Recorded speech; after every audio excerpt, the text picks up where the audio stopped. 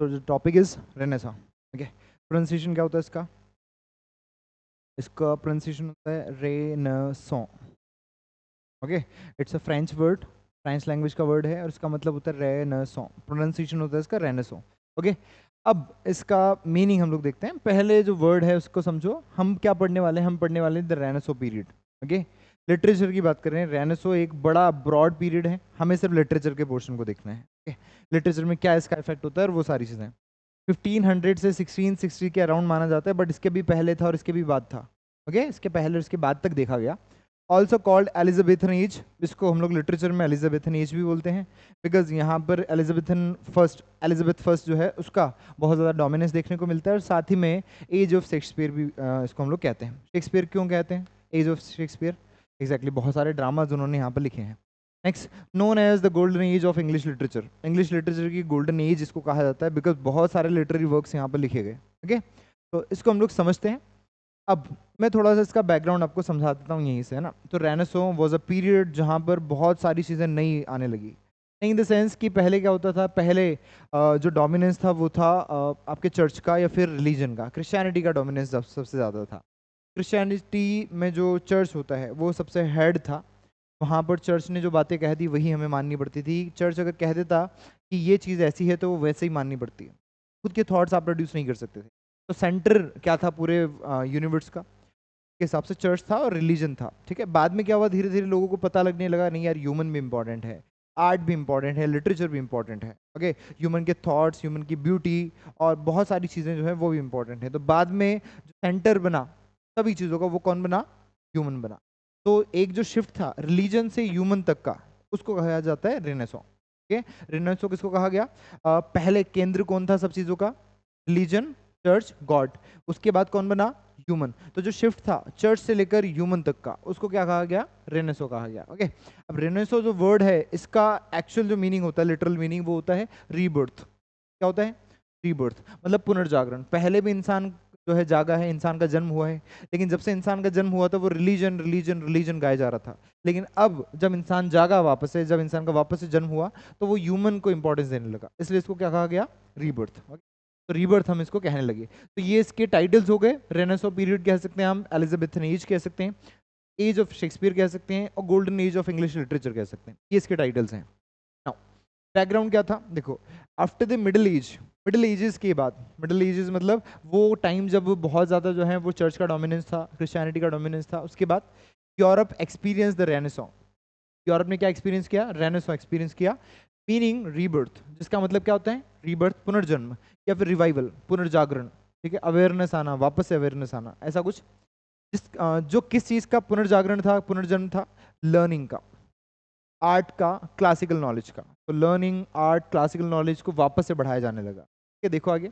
It started in Italy. कहाँ start होता है ये? इटली में शुरू होता है। ठीक है, कब स्टार्ट हुआ? 14th सेंचुरी में स्टार्ट होता है। कहाँ से स्टार्ट होता है? इटली से। और कब? 14th सेंचुरी से। 14th सेंचुरी मतलब 1300 के ऊपर, 1301, 1302, ये 14th सेंचुरी कहलाता है। अभी कौन सी सेंचुरी में हम लोग रह रहे हैं? 21st century. कौन सी सेंचुरी? 21st। तो 2000 के ऊपर का जो भी हो गया वो 21st सेंचुरी हो गया। 1900 वाले सेंचुरी कौन सी थी? 20th सेंचुरी, 20वीं शताब्दी। कैसा? तो एक प्लस कर देते हैं हम लोग, है ना। Now it started in Italy. कहाँ स्टार्ट हुआ है? इटली में, 14th सेंचुरी में। And reach England in the 16th century. कहाँ पहुंचा ये? इंग्लैंड पहुंचा। कब पहुंचा? 16th सेंचुरी में। तो स्टार्ट कब हुआ? 14th में, और इंग्लैंड कब पहुंचा? 16th में। मतलब कुछ समय लगा। समय क्यों लगा? बिकॉज बहुत ज़्यादा उथल पुथल चल रही थी उस टाइम पे यूरोप में, और यहाँ पर आते आते काफ़ी टाइम लग गया। During the rule of Henry seventh और एलिजाबेथ फर्स्ट। ठीक है, किसके टाइम पर? हेनरी सेवेंथ और उसके बाद आई एलिजाबेथ फर्स्ट। इस टाइम पर जो है वो यूरोप में आता है, इंग्लैंड में आता है स्पेसिफिकली। यूरोप में तो था ही सही, इटली में था। यूरोप जो है वो इटली और इंग्लैंड दोनों यूरोप में है। तो पहले इटली में था, फिर उसके बाद इंग्लैंड आया। ठीक है, नेक्स्ट, मीनिंग एंड ओरिजिन। इसका मीनिंग क्या होता है और ओरिजिन क्या है इसका, वो देखो। तो रेनेसो का मतलब होता है रिवाइवल या रीबर्थ। रिवाइवल और रीबर्थ से क्या मतलब है? रिवाइवल यानी पुनर्जागरण। ठीक है, और रीबर्थ से मतलब पुनर्जन्म। ठीक है, चीजों का पुनर्जन्म होना।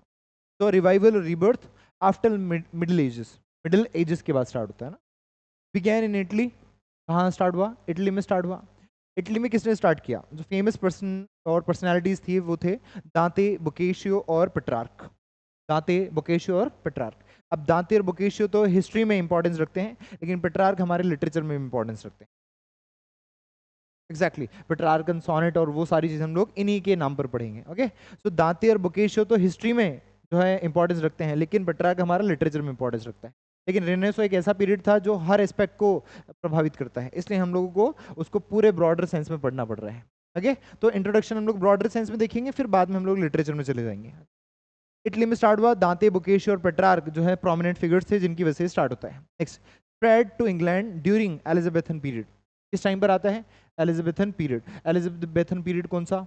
एलिजाबेथ फर्स्ट से जो पीरियड स्टार्ट हुआ, that is Elizabethan period. Marked by revival of learning and humanism. इसका इंपॉर्टेंट एस्पेक्ट, इंपॉर्टेंट विशेषता क्या थी इसकी? वो थी रिवाइवल ऑफ लर्निंग। लर्निंग को रिवाइव किया। रिवाइव मतलब लर्निंग पहले भी थी और बाद में भी थी, लेकिन रिवाइवल क्या हुआ? पहले की जो लर्निंग थी, पुरानी लर्निंग, ग्रीक और एंशियंट रोमन जो लर्निंग्स थी, उनको वापस से लाया गया। ठीक है, तो ग्रीक लोगों ने जो लिखे, जैसे हमारे यहाँ पे होता है ना वेद पुराणों को हम वापस लेकर आए, वैसे यहाँ पर क्या हुआ? ग्रीक और रोमन लर्निंग्स को वापस लेकर आए लोग। नेक्स्ट, की features of renaissance literature. Renaissance literature के की फीचर्स क्या है? ह्यूमनिज्म इसका की फीचर है, रीडिस्कवरी इसका की फीचर है, exploration, focus, formal beauty and aesthetic sense और फ्री विल। अब इनको थोड़ा थोड़ा समझते हैं। तो ह्यूमनिज्म क्या होता है? Man at the centre of study. हर चीज़ की स्टडी में ह्यूमन जो है सेंटर हुआ। समझो, पहले अगर किसी को बीमारी होती थी तो क्या मानते थे लोग? लोग मानते थे ईश्वर की इच्छा है, हो गई, तो इलाज नहीं करते थे, क्योंकि उनको लगता था ईश्वर कर रहे हैं।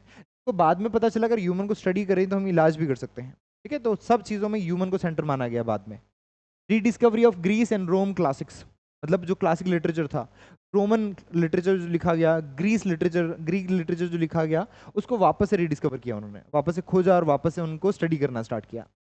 एक्सप्लोरेशन ऑफ एक्सटर्नल यूनिवर्स, बाहर के यूनिवर्स को खोजना स्टार्ट किया। कैसे? जैसे पहले लोग क्या मानते थे, जहाँ पर वो रह रहे हैं वहीं पर जो है दुनिया है, उसके बाहर दुनिया एग्जिस्ट नहीं करती है। उन्होंने क्या स्टार्ट किया? उन्होंने स्टार्ट किया बाहर की जगहों को खोजना। अमेरिका खोजा, हमारा ईस्ट खोजा, इंडिया और ये सब चीज़ें उन्होंने खोजी यूरोप के पर्सपेक्टिव में। बाद में कुछ लोग आए, जैसे कोपरनिकस का आपने नाम सुनाओ। ठीक है, सो कोपरनिकस और काफ़ी कुछ लोग थे जिन्होंने क्या डिस्कवर किया कि बाहर ये जो सन हमें दिखाई देता है उगता हुआ और अस्त होता हुआ, ये जो है सन उग और अस्त नहीं हो रहा है, हमारी अर्थ जो है सन के चारों ओर घूम रही है। पहले चर्च क्या बताता था? चर्च बताता था कि जो अर्थ है वो सेंटर है पूरे यूनिवर्स का, लेकिन बाद में बताया गया कि सन जो है वो जो है सेंटर है और उसके चारों ओर सारी चीज़ें घूमती। ठीक है, तो नई नई चीज़ें यूनिवर्स की खोज हुई और ये सब चीज़ें उन्होंने एक्सप्लोर करना स्टार्ट किया। Focus on human personality and self expression. इस पर फोकस किया, ह्यूमन पर्सनैलिटी और सेल्फ एक्सप्रेशन, मतलब मैं खुद को भी बता पाऊँ, खुद को भी एक्सप्रेस कर पाऊँ, उस चीज़ पर इंपॉर्टेंस दिया गया। फ्रीडम ऑफ स्पीच आया। ठीक है, वो सारी चीज़ें यहाँ से आती है। Formal beauty and aesthetic sense, formal beauty, चीज़ें ब्यूटीफुल हैं उनको ब्यूटीफाई करना पोइट्रीज में, लिटरेचर में। ठीक है, एस्थेटिक सेंस, सुंदरता के बारे में लिखना स्टार्ट किया लोगों ने। Free will, man responsible for own actions. Free will I तो अच्छा आई, लोग मानने लगे कि अब जो भी हो रहा है वो किसकी वजह से हो रहा है? ह्यूमन की वजह से हो रहा है। पहले क्या मानते थे? सब ईश्वर करा रहे हैं। ठीक है, ऐसा। तो वो सब चीज़ें यहाँ पर की फीचर्स है रेनेसा लिटरेचर के। Got it? Next one, major points of Renaissance. हमें कुछ पॉइंट्स याद करने हैं, बार बार हम इनको रिपीट करेंगे बट कुछ याद करने हैं। जैसे फिलिप सिडनी, इन्होंने कौन से वर्क लिखे हैं? इन्होंने लिखा एस्ट्रोफिल और स्टेला, एस्ट्रोफिल और स्टेला लिखा, और आर्केडिया इन्होंने लिखा। ये कुछ लिटरेचर है, हमें याद रखना है, लिटरेरी वर्क्स। फिलिप सिडनी ने क्या लिखा? एस्ट्रोफिल एंड स्टेला, और साथ ही में आर्केडिया। ये एस्ट्रोफिल एंड स्टेला एक ही वर्क है, आर्केडिया एक वर्क है। नेक्स्ट, एडमंड स्पेंसर, इन्होंने लिखा द फेमस फेरी क्वीन। ठीक है, और साथ ही में फादर ऑफ एलिगरी इनको कहा जाता है। ठीक है, फादर ऑफ एलिगरी इनको कहा भी जाता है। जॉन मिल्टन, पैराडाइज लॉस्ट इन्होंने लिखा। ठीक है, पैराडाइज रीगेन लिखा, प्यूरिटन स्पिरिट से भरा हुआ था। I will tell you Puritan spirit क्या है ना। तो पैराडाइज लॉस्ट और पैराडाइज रीगेन इन्होंने लिखा। विलियम शेक्सपियर, 37 प्लेज इन्होंने लिखे, 154 सॉनेट्स लिखे, ग्रेटेस्ट ड्रामेटिस्ट इनको कहा जाता है। ये क्या क्या लिखा उन्होंने? 37 प्लेज, 154 सॉनेट्स, ग्रेटेस्ट ड्रामेटिस्ट कहा जाता है। जॉन डन, मेटाफिजिकल पॉइंट है। मेटाफिजिक्स जब भी हम लोग पढ़ते हैं जॉन डन का नाम आता है। ओके, तो मेटाफिजिकल पॉइंट है। इन्होंने द कैनोनाइजेशन लिखा, डेथ बी नॉट प्राउड लिखा। क्या क्या वर्क्स लिखे? द कैनोनाइजेशन और डेथ बी नॉट प्राउड, ये इंपॉर्टेंट वर्क्स इनके थे। कौन सा पॉइंट बोलते हैं इनको? ओके, अगर ग्रेटेस्ट ड्रामेटिस्ट की बात आए तो शेक्सपियर आएगा। ओके, और अगर फादर ऑफ एलिगरी की बात करें हम सभी देखेंगे एलिगरी क्या होता है, ड्रामा क्या होता है, प्ले क्या होता है, सोनेट क्या होता है, विल लर्न दैट, बट अभी हम लोग ब्रॉड साइंस में पढ़ रहे हैं। ओके, समझो आगे। टॉमस वाइट, इसको थॉमस और टॉमस दोनों पढ़ते हैं, इसका सही प्रोनाउंसिएशन होता है टॉमस, ब्रिटिशर्स के अकॉर्डिंग। ओके, सो TH ट, Thomas Wyatt introduce sonnet from form in England. वो इंग्लैंड में सोनेट को लेकर आए, इंग्लैंड में सोनेट को लेकर आए, तो फिर सोनेट को इन्वेंट किसने किया? हाँ, ही वाज पेट्रार्क। कौन इन्वेंट करता है? पेट्रार्क इन्वेंट करता है। पेट्रार्क स्टार्ट करता है सोनेट्स को, पेट्रार्कन सोनेट जिसको कहा जाता है। फिर बाद में टॉमस वाइट और अर्ल ऑफ सरे, एडवर्ड हार्वर्ड, वो कहाँ लेकर आते हैं इसको? इंग्लैंड में। ठीक है, बाद में इंग्लिश में लिखा गया, पहले इटालियन में लिखा गया उसको। सोनेट पहले इटालियन फॉर्म था, फिर बाद में इंग्लैंड में आया। कौन लेकर आया? टॉमस वाइट और अर्ल ऑफ सरे। ठीक है, विल लर्न दैट। तो introduced sonnet form in England. Next, Christopher Marlowe. Christopher Marlowe, Doctor Faustus इन्होंने लिखा। इनको father of English dramatic poetry कहा जाता है। Father of English dramatic poetry कौन? Christopher Marlowe. ये क्वेश्चन बहुत बार पूछा गया है, पीजीटी में पूछा गया है, यूपी पीजीटी का जो एग्जाम होता है वहां पे पूछा गया है, टीजीटी में पूछा गया है कि father of English dramatic poetry कौन है, और सब लोग क्या मार्क करते हैं? शेक्सपियर। ओके, ऑब्वियसली हमें ये लगेगा ड्रामेटिस्ट वही था, तो यहाँ पर शेक्सपियर मार्क करते हैं, बट क्रिस्टोफर मार्लो जिन्होंने डॉक्टर फॉस्टर्स लिखा, इसकी वजह से इन्हें father of English dramatic poetry कहा जाता है। एग्जैक्टली। Next, Walter Raleigh. क्या पढ़ते हैं इसको? Walter Raleigh. Walter Raleigh, the nymph's reply to the shepherd, ये वर्क इन्होंने डिस्कस किया। Okay, so the nymph's reply to the shepherd, ये किसने लिखा? वॉल्टर रेले ने। Okay, so these are the important point जो हमें याद रखने हैं रेनेसां को लेकर। ओके, नेक्स्ट, एलिजाबेथन ड्रामा की अगर बात करें, so most glorious achievement of renaissance England. England में जितनी भी अचीवमेंट्स हुई, लोग पोइट्रीज लिख रहे हैं, लोग ड्रामा लिख रहे हैं, प्ले लिख रहे हैं, तो सबसे इंपॉर्टेंट क्या था? सबसे इंपॉर्टेंट था एलिजाबेथन ड्रामा। सबसे इंपॉर्टेंट अचीवमेंट मानी जाती है ये रेनेसां की। थीम्स क्या थी इसकी? Revenge, good versus evil, tragic comedy, supernatural parts, ये सब जो है इसकी थीम्स होती थी। क्या क्या बताया जाता था? रिवेंज, कोई बदला ले रहा है, कोई किंग। गुड वर्सेस इविल, बुरा और अच्छा इनके बीच में कुछ चल रहा है। ट्रेजिक कॉमेडी, ट्रेजेडी भी है, कॉमेडी भी है। ट्रेजेडी क्या होता है? ट्रेजेडी का मतलब होता है वो प्ले जिसमें लास्ट में एंडिंग जो है वो सैड होती है, सैड एंडिंग होती है, that is tragedy. Comedy, happy ending. Tragic comedy मतलब ट्रेजेडी भी है, सैडनेस भी है और कॉमेडी भी है। ओके, ऐसा। नेक्स्ट, सुपर नेचुरल पार्ट्स के बारे में लिखते थे लोग, तो ये इसकी थीम्स थी। ब्लैंक वर्ड्स इसमें काफी पॉपुलर था, ब्लैंक वर्ड्स काफी पॉपुलर था इसमें। मेजर ड्रामेटिस्ट कौन कौन थे? ड्रामा की अगर बात करें तो ड्रामेटिस्ट हमें डिस्कस करने पड़ेंगे। सो मेजर ड्रामेटिस्ट, सबसे पहला नाम आता है शेक्सपियर का, father of English drama. Father of English drama किसको बोलते हैं? शेक्सपियर को। मार्लो, मार्लो कौन? Christopher Marlowe. Okay, Christopher Marlowe. कौन सा वर्क लिखा था इन्होंने? Doctor Faustus, Doctor Faustus and Tamburlaine, दो वर्क्स इन्होंने लिखे हैं, दो पर क्वेश्चन आते हैं। टैम्बरलेन और डॉक्टर फॉस्टर्स दोनों क्या है? ड्रामा है। दोनों क्या है? ड्रामा। किसने लिखा? क्रिस्टोफर मार्लो ने। ओके, नेक्स्ट, पेन जॉनसन, इन्होंने वॉलपॉन लिखा, द अल्केमिस्ट लिखा, every man in his humour, ये इन्होंने लिखा। किसने लिखा? बेन जॉनसन ने। Next, Thomas kid, Thomas kid ने क्या लिखा? द स्पेनिश ट्रेजेडी, किसने लिखा? टॉमस किड ने। नेक्स्ट, लिली पील ग्रीन, ये भी क्या थे? ड्रामेटिस्ट है, जो कि एलिजाबेथन ड्रामा में कंट्रीब्यूशन किया था इन्होंने। Okay, so these are the things. Next है शेक्सपियर के 4 फेजेस हैं। शेक्सपियर की 4 फेजेस कौन कौन से फेजेस हैं? देखिए, अर्ली पीरियड 1590 से लेकर 93। ठीक है, इसमें क्या लिखा इन्होंने? इन्होंने लिखा हेनरी सिक्स्थ, टीटल्स, एड्रोनिकस और रोमियो एंड जूलियट लिखा। तो इंपॉर्टेंट क्या है? इंपॉर्टेंट है हेनरी सिक्स और रोमियो जूलियट। किसने लिखा? ये लिखा आपके शेक्सपियर ने। कब लिखा? ये बहुत रेयर क्वेश्चन है, पूछे तो पूछे, अदरवाइज ना पूछे, बट शेक्सपियर ने ये वर्क्स लिखे हैं, आपको ये ध्यान रखना है। किस पीरियड में लिखा? अर्ली पीरियड में। कब से कब तक था? 3 साल का था, 1590 से लेकर 93 का, ये 3 साल का इसका पीरियड रहा। नेक्स्ट, जब वो ग्रो करते हैं, जब वो ग्रोथ करते हैं तो 94 से लेकर 1600 के बीच की बात है। उन्होंने क्या लिखा? मर्चेंट ऑफ वेनिस लिखा, बहुत इंपॉर्टेंट प्ले, बहुत इंपॉर्टेंट प्ले है शेक्सपियर का। मच एडो अबाउट नथिंग, ये भी इन्होंने लिखा। ओके, सो कौन कौन से वर्क्स अभी देखें? हेनरी सिक्स्थ, टीटस, एड्रोनिकस और Romeo and Juliet. Okay, next, merchant of Venice, much ado about nothing, ये सारे वर्क्स किन्होंने लिखे? शेक्सपियर ने। नाउ, ग्रेट ट्रेजेडीज कौन कौन सी शेक्सपियर की, जो उन्होंने 1601 से 1608 तक लिखी? एक है हैमलेट, अथेलो, मैकबेथ और किंग लियर, ये सबसे फेमस ट्रेजेडीज हैं।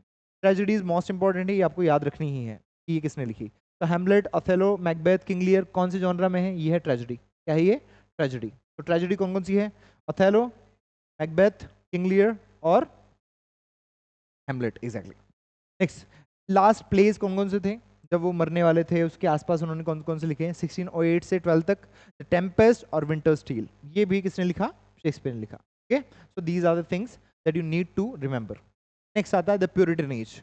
ये एक एज है प्यूरिटन एज. इसमें क्या होता है, डिक्लाइन ऑफ रेनेसॉन्स स्पिरिट. इसमें जो रेनेसॉन्स की स्पिरिट है वो डिक्लाइन करती है, मतलब एक्जैक्टली थोड़ा कम होने लगता है, श्रिंक होने लगता है इसका थॉट, है ना. तो राइज ऑफ प्यूरिटनिज्म, और प्यूरिटनिज्म जो है बढ़ने लगता है. इसमें क्या होता है, इसमें होता है dominated by civil war. Civil war हो जाता है, रिलीजियस कॉन्फ्लिक्ट होने लगते हैं, लोग कम्युनलिज्म पर उतर आते हैं, लोग धार्मिक चीज़ों पर लड़ाई करने लग जाते हैं. ठीक है. नेक्स्ट, राइटर कौन था, राइटर्स कौन कौन थे इसमें इंपॉर्टेंट. एक था जॉन मिल्टन. ओके, इंपॉर्टेंट है इसलिए हाईलाइट किया हुआ है. John Milton, Francis Bacon, metaphysical and cavalier poets. अलग अलग पॉइंट्स है, सो समझो. John Milton, Miltonic sonnets. ठीक है, मिल्टॉनिक सॉनेट के लिए जाना जाता है जॉन मिल्टन को. ऑन हिज ब्लाइंडनेस इसने लिखा जॉन मिल्टन ने. Okay. Francis Bacon, father of essay, English essay, John Francis Bacon. Metaphysical and cavalier poets भी आते हैं इसमें. Literature became serious, moralistic, sombre. Literature कैसा बना, सीरियस, मॉरलिस्टिक और काफ़ी सोम्बर, काफ़ी बिल्कुल सिमिलर सा बना, बिल्कुल जनरल सा लिटरेचर हो गया, कॉमन कॉमन हो गया, कॉमन. और मॉरलिस्टिक मतलब मॉरल्स पर स्टोरीज होने लगी, और सीरियस टोन होने लगा. पहले ब्यूटी को अडोर करते थे, लव पॉइंट्स जो है पोइट्रीज लिखी जाती थी वो सब, लेकिन यहाँ पर काफ़ी सीरियस टोन आ जाती है. नेक्स्ट, जॉन मिल्टन के बारे में थोड़ा स्टडी करते हैं. John Milton known as the last Elizabethan and great Puritan poet. Puritan age जब स्टार्ट होती है उसके फर्स्ट पोइट ये थे. ठीक है, यहाँ से स्टार्ट होती है अच्छी सी, और उसके बाद लास्ट एलिजाबेथन पोइट थे. ठीक है, तो ये एक शिफ्ट का काम करते हैं. जॉन मिल्टन पर ही एक एज खत्म हुई और दूसरी स्टार्ट हुई. ठीक है, एलिजाबेथन एज खत्म हो रही है और प्यूरिटन एज स्टार्ट हो रही है. किस पर, जॉन मिल्टन पर. ओके, एक्जैक्टली दोनों में मानेंगे, एलिजाबेथन में भी और प्यूरिटन में भी. ठीक है, दोनों एजेस में ही आते हैं. ये एक शिफ्ट का काम करते हैं, यहीं से एक शिफ्ट होता है ना. मेजर वर्क्स थे इनके, Paradise Lost, Paradise Regained, Samson, Agonistes. ठीक है, तो पैराडाइज लॉस्ट, पैराडाइज रीगेन लिखते हैं और सैमसन एगनिस्टिस लिखते हैं. ठीक है. His poetry bland of Renaissance, humanism, Puritan morality. अब समझना क्या है, ये ब्लैंड था, इनकी जो पोइट्री थी वो ब्लैंड था. ब्लैंड मतलब मिक्सचर था, किस चीज़ का, रेनेसा ह्यूमनिज्म का. तो ह्यूमनिज्म कब आया, एलिजाबेथन एज में. ह्यूमनिज्म कब आया, एलिजाबेथन एज में. और साथ ही में प्यूरिटन मोरालिटी, प्यूरिटन एज में क्या हुआ, मॉरल वर्क्स हम लोग देखने लगे. तो यहाँ पर मोरालिटी भी आई, क्योंकि प्यूरिटन एज में भी थे और एलिजाबेथन एज में भी थे. ठीक है, रेनेसो में भी थे और प्यूरिटन एज में भी थे, तो दोनों का मिक्सचर आएगा. रेनेसो का मेजर कैरेक्टरिस्टिक क्या है, ह्यूमनिज्म, और प्यूरिटन मोरालिटी इनमें आ गई, तो दोनों का ब्लेंड हो गया इनकी पोइट्रीज में. ओके, तो दोनों चीजें देखने को मिली. Next, most important literary works of Renaissance period. Renaissance period के सबसे इंपॉर्टेंट लिटरेरी वर्क्स.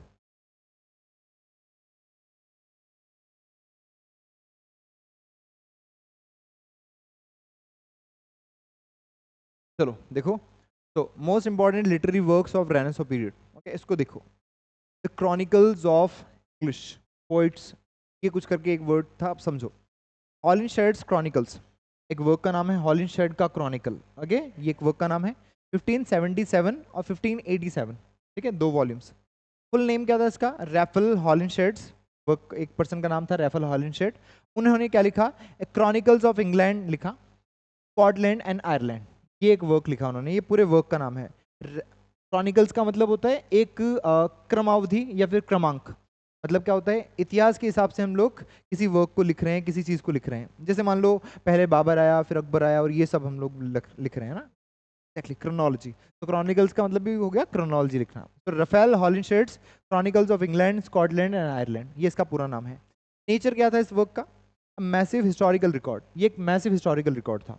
ठीक है, लिखा किस पर्सपेक्टिव से, हिस्ट्री के पर्सपेक्टिव से. हम पढ़ते हैं किसमें इसको, लिटरेचर में. ओके, तो एक मैसिव हिस्टोरिकल रिकॉर्ड था. अब प्रोज क्रॉनिकल था. प्रोज क्रॉनिकल मतलब पोइट्री में नहीं था, ये प्रोज में था, वर्ड्स में नहीं लिखा हुआ था, ये पैराग्राफ्स में लिखा हुआ था. ओके, सो एक प्रोज क्रॉनिकल था that provided detailed histories of British Kings. इसने क्या प्रोवाइड किया, ब्रिटिश किंग्स और उनके इवेंट्स, जो भी उन्होंने युद्ध लड़े और उन सब चीज़ों के बारे में एक डिटेल हिस्ट्री हमें प्रोवाइड की. किसने, हॉलिनशेड्स क्रॉनिकल ने. ठीक है, इसका एक नाम क्या दे देंगे, हॉलिनशेड्स क्रॉनिकल. पूरा नाम क्या है, इस ऑथर का नाम था रफेल हॉलिनशेड, तो इसका ही क्रॉनिकल था. So Raphael Holinshed's Chronicles of England, Scotland and Ireland. England, Scotland, Ireland, और अगर वेल्स भी इसमें मिला दिया जाए तो इसको बोलते हैं ग्रेट ब्रिटेन. ग्रेट ब्रिटेन जो कंट्री है उसमें कितने देश आते हैं, 4 देश आते हैं. कौन कौन से, इंग्लैंड, स्कॉटलैंड, नॉर्दर्न आयरलैंड और वेल्स. ओके, 4 कंट्री से पूरा ब्रिटेन बनता है. इसमें 3 के बारे में बताया गया है, इंग्लैंड, स्कॉटलैंड और आयरलैंड. ओके, यहाँ से याद रख सकते हो. नेक्स्ट, लिटरेरी सिग्निफिकेंस क्या है इसका, क्या इंपॉर्टेंस है लिटरेचर में? So it was one of the most important sources for Elizabethan dramatist.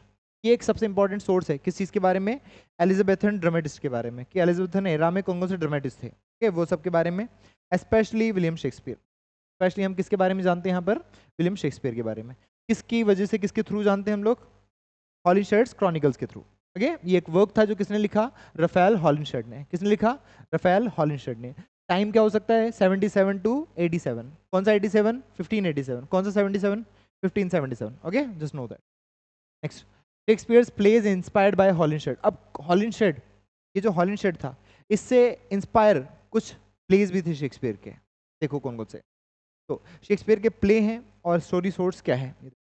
अब कुछ वर्क्स की इमेजेस यहाँ पर है, जैसे शेक्सपियर का हेनरी फोर्थ हो गया, उसके बाद हेनरी फिफ्थ हो गया और हेनरी द सिक्स्थ हो गया। शेक्सपियर ने वर्क्स लिखे हैं। उसके बाद मैकबेथ लिखा, किंग लियर लिखा, सिम्बलिन लिखा, उसके अलावा किंग रिचर्ड थर्ड लिखा। तो ये सारे वर्क्स थे।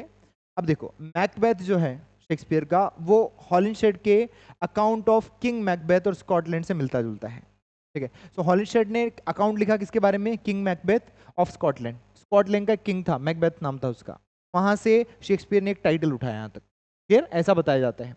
तो वास्तविकता में जो चीजें थी उन्हीं को शेक्सपियर ने लिखा, ये कहा जाता है ना। वास्तविकता में कौन था? किंग मैकबेथ था स्कॉटलैंड का, उसके ऊपर उसने वर्क लिखा, है ना, ऐसा। नेक्स्ट, किंग लियर, हॉलिनशेड की story of Lear and his daughters से उसने इंस्पायर होकर लिया, ठीक है। तो ये वाकई में वास्तविकता में भी एग्जिस्ट करता था, ठीक है, किंग लियर, और उसी पर उसने स्टोरी लिखी किंग लियर। स्पेलिंग अलग है स्लियर की और स्लियर की, ओके। नेक्स्ट, सिम्बलिन या हॉलिनशेड के वर्जन ऑफ,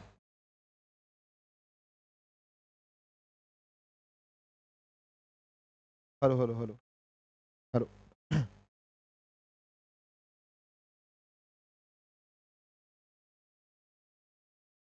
देखो वापस देखते हैं इसको। तो शेक्सपियर के प्ले कौन कौन से इंस्पायर्ड है? मैकबेथ, जो कि किंग मैकबेथ और स्कॉटलैंड की स्टोरी से है।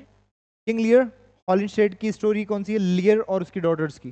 किंग लियर में भी ऐसा ही होता है, एक राजा होता है, उसकी बेटियां होती हैं, जिनके बीच में उसको पूरी संपत्ति बांटनी होती है, ठीक है। तो बेटियां उसको जो है बिट्रे करती हैं और किस तरीके से बुरे कंडीशन में उसको रखती हैं, वो सब बताया जाता है। सिम्बलिन, हॉलिनशेड का वर्जन ऑफ ब्रिटिश लेजेंड, एक वर्क था जहां से इसको इंस्पिरेशन मिली। Henry Fourth, Henry Fifth, Henry Sixth और रिचर्ड थर्ड हॉलिनशेड के हिस्टोरिकल नरेटिव से इंस्पायर्ड हैं, ऐसा बताया जाता है। तो these are the things. Next, importance in Renaissance. Renaissance में क्या इंपॉर्टेंस है? Reflected the Renaissance interest in history and nationalism. इसमें इंटरेस्ट दिखाई देता है हिस्ट्री में और नेशनलिज्म में। किसमें? हॉलिनशेड का जो क्रॉनिकल था उसमें क्या दिखाई देता है? इंटरेस्ट दिखाई देता है हिस्ट्री का और नेशनलिज्म का। Next, encourage historical drama in England. ये एनकरेज करता है किस चीज़ को? हिस्टोरिकल ड्रामा को। किसमें? इंग्लैंड में। Next, represented the Renaissance spirit of inquiry. ये रिप्रेजेंट करता है रेनेसो में जो स्पिरिट आई थी, किस चीज़ की स्पिरिट? इंक्वायरी की, क्वेश्चन पूछने की जो ललक आई थी लोगों में, उसको इंस्पायर करता है, उसको बताता है, रिप्रेजेंट करता है। And preservation of national records, national records को प्रिजर्व करता है। कौन सा? हॉलिनशेड का क्रॉनिकल्स। कब आया? 1577 या फिर 87 में, ओके। तो ये सारी चीज। ऑथर का नाम क्या था? Raphael Holinshed, okay, Raphael Holinshed. Next, एक वर्क था टॉटल्स मिसलिनी, जो 1557 में आया। टॉटल्स मिसलिनी करके वर्क था, जो कब आया? 1557 में आया। now देखो, full title, songs and sonnets written by the right honourable lord Henry Howard, late earl of Surrey and others. ये पूरा इसका नाम था, okay? हमें क्या याद रखना है? टॉटल्स मिसलिनी, दैट्स इट, 1557 में। तो full title, songs and sonnets written by the right honourable lord Henry Howard. Henry Howard को अर्ल ऑफ सरे कहा जाता है, ठीक है, ऐसा। तो पब्लिश बाय रिचर्ड टॉटल, किसने पब्लिश किया इसको? रिचर्ड टॉटल ने। इसीलिए इसको क्या बोला जाता है? टॉटल्स मिसलिनी। मिसलिनी मतलब रैंडम चीजें थी इसमें, ठीक है, कोई क्रम नहीं था, रैंडम चीजें थी। नेचर क्या था इसका? The first printed an anthology of English lyrics. English lyrics के बारे में फर्स्ट एंथोलॉजी था। एंथोलॉजी क्या होता है? कलेक्शन ऑफ पोइट्री, ठीक है, कलेक्शन ऑफ पोइट्री या लिटरेरी वर्क, उसको बोलते हैं एंथोलॉजी। पोइट्री का भी कलेक्शन हो सकता है, लिटरेरी वर्क का भी कलेक्शन हो सकता है। जैसे आपने कुछ मूवीज देखी जिनमें पार्ट 1, पार्ट 2, पार्ट 3 होता है, उसको एंथोलॉजी कहते हैं। पूरे कलेक्शन को एंथोलॉजी कहेंगे। जी, एग्जैक्टली। अगर इनको हम लोग कलेक्ट कर लें, इन सभी बुक्स को कलेक्ट कर लें, तो ये एक एंथोलॉजी बन जाती है। तो हम लोग बोलेंगे शेक्सपियर्स एंथोलॉजी, ओके, ऐसा। तो collection of books, collection of literary works is called anthology. Now, first printed anthology था इंग्लिश लिरिक्स के बारे में, मतलब वो पोइट्रीज जिन्हें गाया जा सकता है, वैसी पोइट्रीज का फर्स्ट कलेक्शन था ये, ठीक है, printed collection. Next, contain poems by sir Thomas Wyatt. Sir Thomas Wyatt की इसमें पोइट्रीज थी। उसके अलावा हेनरी हावर्ड जिन्हें अर्ल ऑफ सरे कहा जाता है, उनकी पोइट्री थी इसमें, और कुछ और पोइट्रीज थी, इसलिए इसको मिसलीनी कहा गया, मतलब रैंडम चीजें थी इसलिए मिसलीनी बोला इसको। नेक्स्ट, सिग्निफिकेंस क्या है इसका? इंट्रोड्यूस द सोनेट फॉर्म, इसमें सबसे पहले सोनेट फॉर्म को इंट्रोड्यूस किया, ठीक है, फ्रॉम अडेप्टेड फ्रॉम पेट्रार्क, जो अडेप्ट की थी हमने, जो हमने ली थी, कहाँ से ली थी? पेट्रार्क से ली थी, जिसे हमने किस में चेंज कर दिया? इंग्लिश पोइट्री में चेंज कर दिया। पेट्रार्क किस लैंग्वेज में लिखता था? इटालियन में। किसमें लिखता था? इटालियन में। इटली का था, इटालियन में लिखता था। Next, helped establish English lyrical poetry in the renaissance, और ये मदद करता है क्या? इंग्लिश लिरिकल पोइट्री को एस्टैब्लिश करने में, रेनेसो में। Okay, next, mark the beginning of modern English poetry before Spencer and Shakespeare, ये मार्क करता है किस चीज को? शुरुआत को। किसी से शुरुआत? मॉडर्न इंग्लिश पोइट्री को, before Spencer and Shakespeare. Shakespeare और स्पेंसर के पहले ही ये सब जो है इंग्लिश पोइट्री को स्टार्ट कर चुके थे। शेक्सपियर बाद में आया, स्पेंसर बाद में आया। स्पेंसर कौन सा स्पेंसर? Edmund Spenser. कौन सा Spenser? Edmund Spenser. Edmund Spenser ने क्या लिखा था? The Faerie Queene. Okay, the Faerie Queene. और क्या कहा जाता है उनको, स्पेंसर को? ऑफ, याद करो ना, चलो। तो ये था इसका सिग्निफिकेंस। नाउ कुछ कॉन्ट्रीब्यूशंस। सर टॉमस वॉइट का कंट्रीब्यूशन क्या है? हेनरी हावर्ड जिन्हें अर्ल ऑफ सरे कहा जाता है, उनका कंट्रीब्यूशन क्या है? रिचर्ड टॉडल का कंट्रीब्यूशन, समझो। इंट्रोड्यूस द इटालियन और Petrarchan sonnet form into English, ठीक है। सो टॉमस वॉइट क्या करते हैं? पेट्रार्क ने जो इटालियन सोनेट को इन्वेंट किया, उसको कहाँ लेकर आते हैं? इंग्लैंड में लेकर आते हैं, ठीक है। तो पेट्रार्कन सोनेट को इंग्लैंड में लेकर आते हैं। Next, Henry Howard earl of Surrey जिन्हें कहा जाता है, उन्होंने क्या किया? Created the English Shakespearean sonnet form, उन्होंने इंग्लिश फॉर्म को बनाया विथ 3 क्वार्टरेंस प्लस 1 कपलेट, जिसकी ये राइम स्कीम होती थी। राइम स्कीम अभी ध्यान नहीं रखनी, बट ये चीज़ समझो कि अर्ल ऑफ सरे ने क्या किया। टॉमस वॉइट और अर्ल ऑफ सरे आसपास के ही थे। अब टॉमस वॉइट क्या करते हैं? टॉमस वॉइट लेकर आते हैं इटालियन पेट्रार्कन सोनेट को। इटालियन पेट्रार्कन सोनेट का स्ट्रक्चर क्या होता है? ये होता है 8+6, क्या होता है? 8 लाइन्स की एक ग्रुप, तो क्या बोलते हैं? ऑक्टेव। और 6 लाइन्स का ग्रुप, जिसको क्या बोलते हैं? सेस्टेट, ठीक है। तो ऑक्टेव और सेस्टेट होता था पेट्रार्कन सोनेट में। बाद में ये जो हेनरी हावर्ड हैं अर्ल ऑफ सरे, वो क्या करते हैं? उस 8 और 6 लाइन के ग्रुप को अलग अलग बांट देते हैं। कैसे बांटते हैं वो? उसको बांटते हैं 3 क्वार्टरेंस में। क्वार्टरेन मतलब 4-4 लाइन्स का ग्रुप। तो 3-3 लाइन, मतलब 4 ग्रुप, 4 लाइन्स का 3 ग्रुप बनाया, मतलब कितनी लाइन्स हो गई? 12 लाइन्स हो गई। और एक बनाया उन्होंने कपलेट, जिसमें कितनी लाइन्स हैं? 2। तो 12 और 2 14 लाइन्स। ओके, 14 पहले भी थी, 14 बाद में भी हुई, लेकिन डिफरेंस क्या था? पहले जो है वो 6+8 का ग्रुप था। ओके ना, बाद में क्या हुआ? 3 क्वार्टरेंस मतलब 12 लाइन्स और एक कपलेट का ग्रुप बना। किसने बनाया इसको? हेनरी हावर्ड ने। इसको कौन सा सोनेट कहा जाता है? इंग्लिश सोनेट या शेक्सपियरियन सोनेट, ठीक है। क्यों? क्योंकि पॉपुलर शेक्सपियर ने किया और इंग्लिश लैंग्वेज में लिखा गया, इसलिए इंग्लिश सोनेट, ठीक है। और कौन लेकर आया इंग्लैंड में? Sir Thomas Wyatt. किस चीज को लेकर आए? इटालियन या पेट्रार्कन सोनेट को। Will see that. Next, Richard Tottel. Richard Tottel as printer, ये प्रिंटर थे, प्रिंटिंग का भी काम करते थे। He standardize spelling and rhythm, उन्होंने स्पेलिंग और रिदम को स्टैंडर्डाइज किया। पहले कुछ भी लिखा जाता था, जैसे डज को डथ लिख रहे हैं, कोई कुछ और लिख रहा है, कोई कुछ और लिख रहा है। इन्होंने स्टैंडर्डाइज किया कि स्पेलिंग ये होगी और रिदम ये होगी, ठीक है। Making poems accessible to readers, और उन्होंने पोम्स को एक्सेसिबल बनाया रीडर्स को। पहले पोम्स किसके लिए लिखी जाती थी? राजा महाराजाओं के लिए, ठीक है, वही पढ़ते थे। लेकिन प्रिंटिंग के बाद सस्ती हो गई चीज़ें और हर कोई पढ़ने लगा उसको, ऐसा। नेक्स्ट, इंपॉर्टेंस इन रेनेसा। रेनेसा में क्या इंपॉर्टेंस है इन चीज़ों का? देखो, प्रमोटेड ह्यूमन इमोशंस, पोइट्री ने और इन सब चीज़ों ने ह्यूमन इमोशंस को प्रमोट किया, लव को प्रमोट किया, पर्सनल एक्सप्रेशन को प्रमोट। पर्सनल एक्सप्रेशन मतलब स्वयं की अभिव्यक्ति, खुद को अभिव्यक्त करना, ये प्रमोट किया। हॉलमार्क ऑफ रेनेसो ह्यूमनिज्म, ठीक है। और ये एक हॉलमार्क था रेनेसो का, क्या था? ह्यूमनिज्म। ह्यूमनिज्म क्या था? एक हॉलमार्क था। हॉलमार्क मतलब पहचान थी रेनेसो की, ओके, विशेषता थी। Next, represented transition from medieval to Renaissance poetry. ये क्या रिप्रेजेंट करता है? ट्रांजिशन को। ट्रांजिशन मतलब बदलाव, किस चीज का? From medieval to Renaissance poetry. तो मिडिवल एज से लेकर रेनेसो पोइट्री तक ये ट्रांजिशन को बताता है। Prepare ground for Spencer, Sydney and Shakespeare. Spencer, Sydney और शेक्सपियर के लिए क्या करता है? ग्राउंड प्रिपेयर करता है, ठीक है। इन सब चीजों से इनके लिए ग्राउंड प्रिपेयर हो गया, प्रिपेयर्ड, और उन्होंने इन्हीं पर वर्क करना स्टार्ट किया। Next, other important renaissance works, कुछ और रेनेसो के वर्क्स हैं इंपॉर्टेंट जो हमें स्टडी करने हैं। ओके, सो थॉमस मूर करके एक ऑथर थे जिन्होंने लिखा यूटोपिया। यूटोपिया 1516 में लिखा। क्या था ये यूटोपिया? यूटोपिया का मतलब होता है एक ऐसी जगह जहाँ पर सभी चीज़ें जो है वो अपने हिसाब से बनाई गई हों। जैसे सब तरफ इक्वालिटी है, जेंडर इक्वालिटी है, सबके पास बराबर पैसा है, सब जगह जो है न्याय है, कोई बुरा काम नहीं कर रहा है, सब कुछ वैसा, सब कुछ अच्छा अच्छा। क्या ऐसा पॉसिबल है? तो एक इम्पॉसिबल आइलैंड को बताया गया इसमें यूटोपिया में। क्या ऐसा क्या रिफ्लेक्ट करता है? Reflected Renaissance humanism and idealism. ये ह्यूमनिज्म को रिफ्लेक्ट करता है, मानवों को केंद्र में रखा गया, और आइडियलिज्म को जो है रिफ्लेक्ट करता है। आइडियलिज्म मतलब आदर्शवाद, कि सब कुछ ऐसा होना चाहिए, ठीक है, आदर्शवाद। नेक्स्ट, सर फिलिप सिडनी, इन्होंने एस्ट्रोफेल और स्टेला लिखा 1591 में। First great English sonnet sequence इन्होंने लिखा। सोनेट सीक्वेंस क्या होता है? बहुत सारे सोनेट्स का ग्रुप जिनमें एक ही थीम हो, लव थीम ही चल रही है, ठीक है, कहीं पर सैडनेस ही चल रहा है, सॉरो चल रहा है, वो सब चीज़ें। एडमंड स्पेंसर, इन्होंने लिखा द फेयरी क्वीन 1590 से 96 के बीच में। Epic celebrating virtues and Elizabethan ideals, ये एक एपिक था। क्या था एक एपिक? मतलब महाकाव्य, ठीक है, बहुत बड़ी पोइट्री वो थी जो सेलिब्रेट करती थी वर्च्यूज को। वर्च्यूज मतलब गुण, सद्गुणों को, ठीक है, और एलिजाबेथन आइडियल्स को, वो चीज़ें जो एलिजाबेथन एज में अच्छी मानी जाती थी, उनके बारे में ये है। जॉन लिली, इन्होंने लिखा यूफियस। क्या लिखा इन्होंने?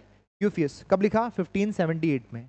रिफाइंड प्रोज स्टाइल, इन्होंने रिफाइन किया प्रोज स्टाइल को। प्रोज पहले भी लिखा जाता था, मतलब एसएस की तरह पहले भी लिखा जाता था, लेकिन इन्होंने रिफाइन करके लिखा। पॉपुलराइज यूफिज्म, इन्होंने यूफिज्म को पॉपुलराइज किया। विल सी दैट, है ना।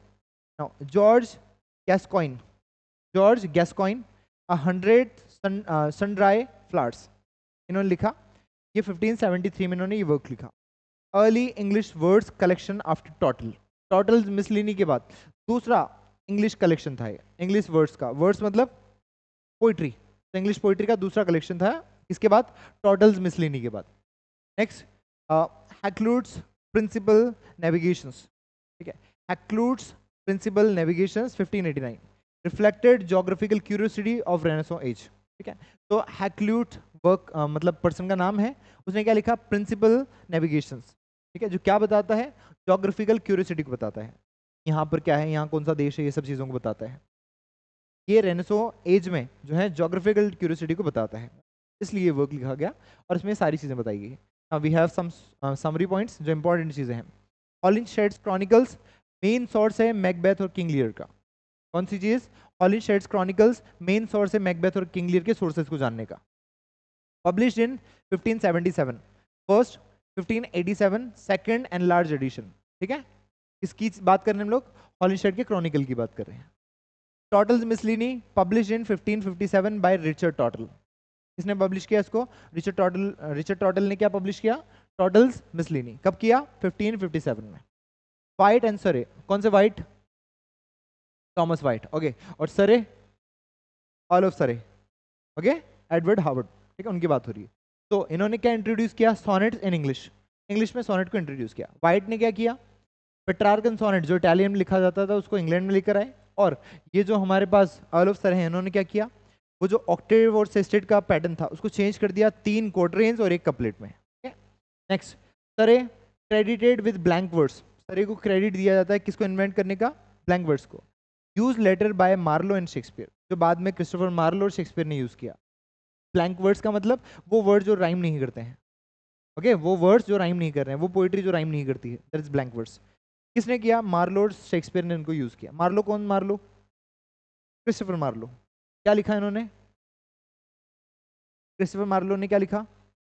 डॉक्टर फॉस्टर्स और टेम्बलिन, ओके, डॉक्टर फॉस्टर्स और टेम्बलिन लिखा। नेक्स्ट, शेक्सपियर के कौन कौन से वर्क्स देखे हम लोगों ने? हेनरी फोर्थ, हेनरी फिफ्थ और हेनरी सिक्स्थ। उसके बाद मैकबेथ, किंग लियर, हेमलेट और टिम्बलिन, ओके, ये सारे वर्क्स हम लोगों ने देखे। 3 ट्रेजेडीज कौन कौन सी थी शेक्सपियर की? Hamlet, Macbeth, King Lear. Hamlet, Macbeth, King Lear, okay. Next, language shifted from medieval Latin influence to pure English expression. पहले के टाइम पर लैटिन लैंग्वेज को बहुत पॉश लैंग्वेज माना जाता था। जैसे इंडिया की अगर बात करें तो यहाँ पर इंग्लिश को जो दर्जा प्राप्त है वो यूरोप में लैटिन लैंग्वेज को प्राप्त था। इंग्लैंड की भी बात करें, लैटिन लैंग्वेज बोलने वाला बहुत पढ़ा लिखा समझा जाता था। इंग्लिश वो बोलते थे जो अनपढ़ होते थे। हमारे यहाँ पे देखो, है ना, तो बिल्कुल ही शिफ्ट हो गया। तो वो लैटिन इन्फ्लुएंस था पहले, लेकिन उसको पूरा किस पे चेंज कर दिया, इंग्लिश एक्सप्रेशन पे, बिकॉज लैटिन हर कोई नहीं पढ़ पाता था, तो इंग्लिश को पॉपुलर कर दिया गया। Theme focus love, beauty, virtue, human experience पर ये फोकस होता है। पोइट्री लिखी जाती है, लव के बारे में लिखेंगे, ब्यूटी के बारे में लिखेंगे, ठीक है, और वर्च्यू गुणों के बारे में लिखेंगे कि इंसान में क्या गुण होने चाहिए, ह्यूमन एक्सपीरियंस के बारे में लिखेंगे, ह्यूमन क्या एक्सपीरियंस करता है, वो सारी चीज़ें। Okay, important literary titles of the renaissance period, ठीक है, कुछ इंपॉर्टेंट लिटरेरी टाइटल्स हैं, जैसे मॉर्निंग स्टार ऑफ रेनेसो कहा जाता है जेफरी चौसर को। किसको कहा जाता है, जेफरी चौसर को। क्या कहा जाता है, morning star of renaissance. His The Canterbury Tales marked the dawn of a new literary age in England. उनकी जो कैंटरबरी टेल्स नाम का जो वर्क था, वो एक नया सवेरा लेकर आता है किस चीज़ में, new literary age in England. England में नई लिटरेरी एज लेकर आता है। कौन सा वर्क, कैंटरबरी टेल्स। किसने लिखा, जॉफरी चौसर ने लिखा। ठीक है, फादर ऑफ इंग्लिश लिटरेचर कहा जाता है जॉफरी चौसर को, और साथ ही में मॉर्निंग स्टार ऑफ रेनेसो कहा जाता है। ठीक है, next, father of English poetry किसको कहा जाता है, Joffrey Chaucer, again father of English poetry, because इन्होंने जो लिखा ना कैंटरबरी टेल्स, ये पोइट्री फॉर्म में था, मतलब वर्ड्स के फॉर्म में था। He made English a literary language, उन्होंने इंग्लिश को एक लिटरेरी लैंग्वेज बनाया। इसके पहले लिटरेरी लैंग्वेज कौन सी थी, Latin language. Literary language Latin थी, लैटिन में ही सब कुछ लिखा जाता था। इन्होंने रिप्लेस कर दिया लैटिन और फ्रेंच को। पहले लैटिन और फ्रेंच में लिखते थे, लेकिन बाद में इन्होंने इंग्लिश को पॉपुलर कर दिया लिटरेचर के लिए। ठीक है, तो morning stars of Renaissance Geoffrey Chaucer, और father of English poetry Geoffrey Chaucer. Father of English literature Geoffrey Chaucer, for establishing English literature in its true form. English literature को अपने ट्रू फॉर्म में लेकर आए। आज जो लिटरेचर हम लोग पढ़ते हैं इंग्लिश में, वो इन्हीं की देन है। इसके पहले लैटिन में और फ्रेंच में लिखा जाता था। Next, father of English language Joffrey Chaucer, again because उनके जो वर्क्स थे, उन्होंने ही मिडिल इंग्लिश को स्टैंडर्ड फॉर्म जो है प्रदान किया। मॉर्निंग स्टार ऑफ रिफॉर्मेशन, दोनों डिफरेंस है। Morning star of renaissance, morning star of reformation. Reformation मतलब धर्म में चेंज हो रहा है, धर्म में परिवर्तन आ रहा है। यहाँ पर हर चीज में परिवर्तन आ रहा है। ठीक है, तो धर्म में परिवर्तन मॉर्निंग स्टार ऑफ रेफॉर्मेशन कहा जाता है जॉन वाइक्लिफ को। किसको, जॉन वाइक्लिफ को। रीजन क्या है, रीजन है translated the Bible into English. उन्होंने बाइबल को इंग्लिश में ट्रांसलेट किया। ठीक है, इससे क्या हुआ, क्वेश्चन चर्च करप्शन। चर्च जो करप्शन करता था, उसको हर कोई क्वेश्चन करने लगा, बिकॉज इंग्लिश हर कोई समझता था, लैटिन हर कोई नहीं समझता था। ठीक है, तो अगर इंग्लिश में लिखा गया तो हर किसी ने पढ़ा बाइबल, और जैसे बाइबल पढ़ा तो वो चर्च और बाइबल में उनको डिफरेंस दिखा, तो हर किसी ने क्वेश्चन करना स्टार्ट किया। कैसा, तो morning star of Reformation is John Wycliffe. Next, father of English prose sir Francis Bacon. Father of English prose sir Francis Bacon. His essays introduce modern prose style. उनके जो एसेज हैं, उन्होंने modern prose style को जो है introduce किया, जो कि क्लियर था, कंसाइज था और एफोरिस्टिक था। क्लियर फर्स्ट, कंसाइज मतलब ब्रीफ था, बहुत बड़ा नहीं था, और एफोरिस्टिक का मतलब होता है जिनमें ग्रामेटिकल और स्पेलिंग मिस्टेक्स नहीं होती थी, जो सीधा सा समझ में आता था। ओके, जो ऑब्वियसली समझ में आता था, एक्जैक्टली नॉर्मल लेमैन लैंग्वेज हम लोग कह सकते हैं। Next, the prince of humanist किसको कहा जाता है, डेसिडियस एरास्मस को क्या कहा जाता है, the prince of humanist. Prince of humanist किसको कहा गया, डेसिडियस एरास्मस। हम सिर्फ इसको एरास्मस कहते हैं। ओके, सो एरास्मस हम लोग बोलेंगे इसको। Prominent scholar of renaissance humanism. Humanism के प्रोमिनेंट स्कॉलर थे, ये बहुत ज़्यादा विद्वान थे ह्यूमनिज्म को लेकर। ठीक है, इन्फ्लुएंस इंग्लिश रिफॉर्मर्स, इन्होंने इन्फ्लुएंस किया इंग्लिश रिफॉर्मर्स को। इंग्लैंड में जो धर्मांतरण, धर्म में परिवर्तन ला रहे थे, उनको इन्होंने इन्फ्लुएंस किया। किसने, इरास्मस ने। ठीक है, क्या कहा जाता है इनको, द प्रिंस ऑफ ह्यूमनिस्ट। सीधा क्वेश्चन आता है, the prince of humanist Erasmus. Next, the father of English essay Francis Bacon. Developed essay as a form in English. ऐसे को इन्होंने जो है फॉर्म के रूप में बताया कि ये भी एक लिटरेरी फॉर्म है। ठीक है, ऐसा तो किसने बताया, फ्रांसिस बेकन ने। क्या कहा जाता है इनको, और father of English prose same Francis Bacon. Okay, तो father of English prose sir Francis Bacon, यहाँ पर भी same. The first English essayist Francis Bacon, सबसे पहले इंग्लिश एसे इन्होंने लिखा। Initiated the essay form in England, उन्होंने इंग्लैंड में इंग्लिश फॉर्म को जो है ऐसे फॉर्म को लेकर आई। ठीक है, स्टार्ट किया। द शेपर्ड पॉइट या फिर पेस्टोरल पॉइट, मतलब जो चरवाहे होते हैं, जो आम लोग होते हैं, उनके पॉइट किसको कहा गया, उनका पॉइट कहा गया एडमंड स्पेंसर को। Due to the shepherd's calendar, क्योंकि इन्होंने शेपर्ड्स कैलेंडर करके एक वर्क लिखा जो 1571 में आया, जिसमें शेपर्ड के बारे में लिखा और बहुत अलग अलग चीज़ें इन्होंने लिखी। Next, the child of renaissance and reformation. Child of renaissance and reformation किसको कहा गया, सर फिलिप सिडनी को। तो चाइल्ड ऑफ रेनेसो भी है, चाइल्ड ऑफ रिफॉर्मेशन भी है। हिज एस्ट्रोफेलन स्टेला, उनका जो वर्क था Astrophel Stella, the Defence of Poesy shows Renaissance ideals, और दूसरा work the Defence of Poesy क्या शो करते हैं, रेनेसो के आइडियल्स को शो करते हैं, इसलिए इनको क्या कहा जाता है, द चाइल्ड ऑफ रेनेसो और Reformation. Next, the father of English criticism Sir Philip Sidney, क्यों, his An Apology for Poetry, Defence of Poesy, ये जो वर्क है is first critical work in English, ये पहला क्रिटिकल वर्क है, पहला criticism दर्शाता है, ठीक है, इसलिए इनको फादर ऑफ इंग्लिश क्रिटिसिज्म, आलोचना कहा जाता है।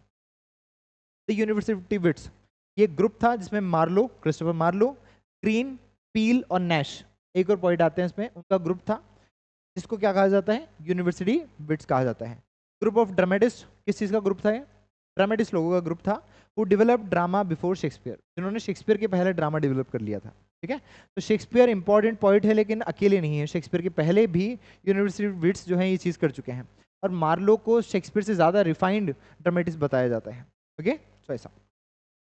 Next, poets poet Edmund Spenser को कहा जाता है, admired by all poets for his musical and imaginative poetry, वो जो म्यूजिकल और इमेजिनेटिव पोइट्री बनाते हैं इसकी वजह से हर कोई इनको जो है एडमायर करता है, इसलिए इनको कहा जाता है कवियों के कवि, poet's poet. Next, bard of Avon, Avon का बार्ड, बार्ड मतलब होता है कवि, पोइट, एवन जगह का नाम है, रिवर का नाम है ना, नेशनल पोइट ऑफ इंग्लैंड, और साथ ही में बार्ड ऑफ इंग्लैंड किसको कहा जाता है, विलियम शेक्सपियर को, ठीक है। ग्रेटेस्ट ड्रामेटिस्ट थे एंड पोइट ऑफ इंग्लैंड थे। Now born in Stratford upon Avon, इनका जो जन्म स्थान था वो था स्ट्रेटफोर्ड अपॉन एवन, जगह का नाम, एवन नदी का नाम था और उसके ऊपर टाउन था इनका स्ट्रेटफोर्ड, इसलिए इनको बोला जाता है बार्ड ऑफ एवन और बार्ड ऑफ इंग्लैंड। बार्ड मतलब होता है पोइट, ठीक है, नेशनल पोइट भी रहे हैं इंग्लैंड के। Next, sweet son of Avon, Avon के स्वीट सॉन, ठीक है, ये भी किसे कहा जाता है, विलियम शेक्सपियर को। गिवन बाय बेन जॉनसन, ये टाइटल किसने दिया इनको, Ben Jonson, in first folio tribute, first folio tribute work में उन्होंने टाइटल दिया। Next, the melancholy philosopher, melancholy philosopher कौन है, the Thomas sir Thomas More, जिन्होंने कौन सा वर्क लिखा था, Utopia, known for utopia, a humanistic and idealistic version of society, जो एक ह्यूमनिस्टिक सोसाइटी बताता है, इंसान को केंद्र बनाकर जो है सोसाइटी बनाई गई, लेकिन बहुत आइडियलिस्टिक थी, बहुत ज़्यादा आदर्शवादी थी, ऐसा प्रैक्टिकल नहीं है। फर्स्ट इंग्लिश सटायरिस्टिक, सटायरिस्ट मतलब जो सटायर करता है, जो व्यंग्य करता है, तो कौन थे वो, जोसेफ हॉल, जोसेफ हॉल थे। रोट, क्या लिखा उन्होंने, वर्जी डेमियरम, ओके, क्या लिखा उन्होंने, Virgidemiarum, the first English verse satire, पहला इंग्लिश वर्ड सटायर, वर्ड्स मतलब पोइटिक सटायर, पोइट्री में लिखा है उन्होंने पहला सटायर, ओके, ये कहा गया। इसके अलावा the father of English tragedy Christopher Marlowe को कहा जाता है। ट्रेजेडी कौन सी थी इनकी, टेम्बलेन और doctor Faustus, paved the way for Shakespeare, उन्होंने शेक्सपियर को मार्ग प्रशस्त किया, मतलब पहले वो आए और उनके कदमों पर चलते हुए कौन आए, शेक्सपियर चलते हैं, कैसा। The morning star of English drama Christopher Marlowe, सबसे पहला इंग्लिश ड्रामा जो है उन्होंने अच्छे से स्टार्ट किया, for elevating drama with blank words and tragic themes, tragic themes में और ब्लैंक वर्ड्स में उन्होंने ड्रामा लिखना स्टार्ट किया। Next, the father of English comedy किसको कहा गया, निकोलस उडाल को कहा गया, ठीक है। इन्होंने क्या लिखा, रैल्फ रॉयस्टर डॉयस्टर, इन्होंने लिखा निकोलस उडाल, क्या कहा जाता है इनको, the father of English comedy, तो रैल्फ रॉयस्टर डॉयस्टर लिखा, फर्स्ट रेगुलर इंग्लिश कॉमेडी थी। Next, the first sonnet, okay, the father of English sonnet कौन है, सर टॉमस वाइट, बिकॉज यही लेकर आए थे इटालियन पेट्रार्कन सोनेट को, तो इंट्रोड्यूस द इटालियन और Petrarchan sonnet from form into English, इन्होंने इंग्लिश में इसको इंट्रोड्यूस किया। The first sonneteer in English literature, पहले सोनेटियर कौन थे इंग्लिश लिटरेचर में, सर टॉमस वाइट, इन्होंने पहले सोनेट लिखना स्टार्ट किया, तो अलॉन्ग विथ सरी, सरी के साथ साथ इन्होंने लिखना स्टार्ट किया, ओके। ये कुछ चीज़ें हैं, आपको तीन फादर्स याद रखने हैं, father of English poetry Chaucer, father of English prose Bacon, और father of English drama Marlowe, Shakespeare नहीं है, मार्लो है, ओके। नेक्स्ट, तीन मॉर्निंग स्टार्स हैं हमारे पास, morning star of Renaissance Chaucer, morning star of Reformation Wycliffe, morning star of English drama Marlowe, okay, ये चीज़ें आपको याद रखनी है। नाउ कुछ क्वेश्चंस हैं जो हम लोग स्टार्ट करेंगे, बट पहले इनको हम लोग नोट करेंगे, सो आप इनको नोट कर सकते हैं।